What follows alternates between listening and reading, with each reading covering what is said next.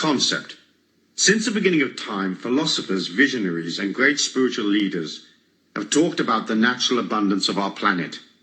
The difference between being aware of our natural abundance and owning a hefty portion of it is one of the main spiritual lessons we come to the earth plane to learn. It is the art of controlling energy and manifesting your thoughts and ideas. We live in a 3D world that reflects back to us the energy, words, feelings, and thoughts we put out. We're not all well versed in the manifestation technique, and it takes us time to learn it. But that of itself is a great blessing. Imagine a world where everything you thought, felt, or said suddenly appeared in front of you. Sure, you could materialize $1 million on the kitchen table in 30 seconds flat, but each time you had a disquiet or a fear, you would also have a monster standing up against the refrigerator trying to eat your lunch. We come into this sluggish 3D world with the blessing of a special protection. We can have thoughts and feelings that don't instantly materialize in front of our eyes, as they do in some of the spiritual dimensions I've experimented in via the out-of-body state. So the fact that you can't just materialize money may seem a hindrance, but it's also a part of a greater protection, which allows you to learn the art of manifestation without getting hurt in the process. It isn't hard to see the abundance of our planet. You only have to look at the fruit trees in the fall, the lushness of life. We know that money is not rare and that abundance is natural. Buckminster Fuller calculated that if all the wealth of the world were divided equally among its citizens, each and every one of us would be a millionaire.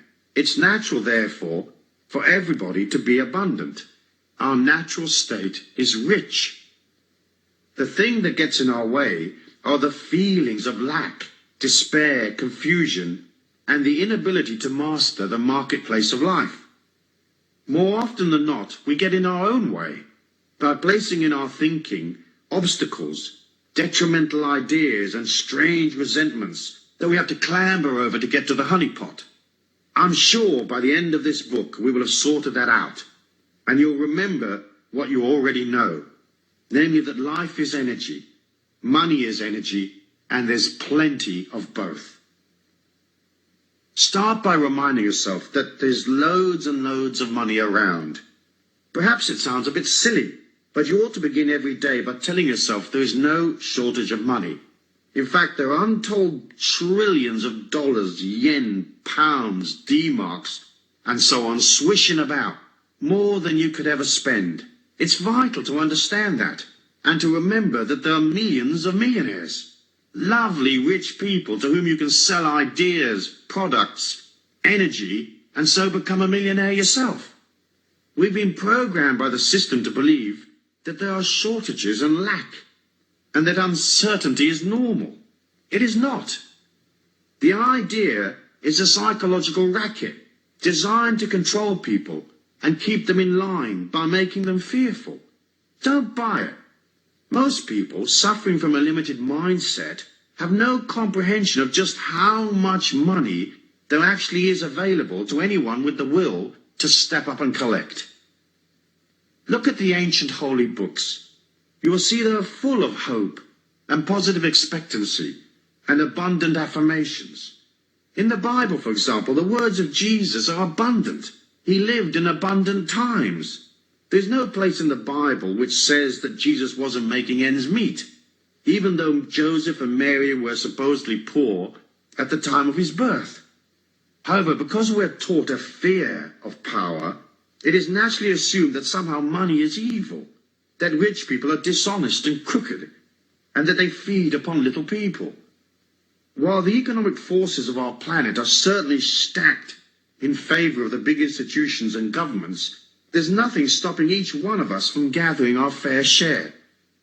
It's hard to align to money if you think it's evil and nasty. But once you come to understand that money is neutral, that abundance is natural and spiritual, it's easy to see that having money does not necessarily deprive someone else. Many of the greatest teachers have given credence to this idea that abundance is spiritual and that it is your feelings and your thoughts that create the abundance for you. In fact, if you're wealthy, more often than not, you will be disposing of your money commercially and charitably, supporting people around you, and adding to the overall velocity and flow of wealth. As I said elsewhere in my writings, there are trillions of dollars zipping about electronically on any given day. Those electronic signals are literally passing through your body right now, as are all the TV and radio signals that are in your local area. If you stop and think about the millions flowing through your hands right now, imagine making a slight flick of the wrist in order to halt some of that loot in transit, so it sticks in the palm of your hand. A flick of the mind is faster than a flick of the wrist. Money is good. Greed is not good. However, there's no reason why you can't be very rich, stinking rich in fact, and still be extremely spiritual and a wonderfully generous person, aligned to the God force with a huge heart and compassion for everyone you meet.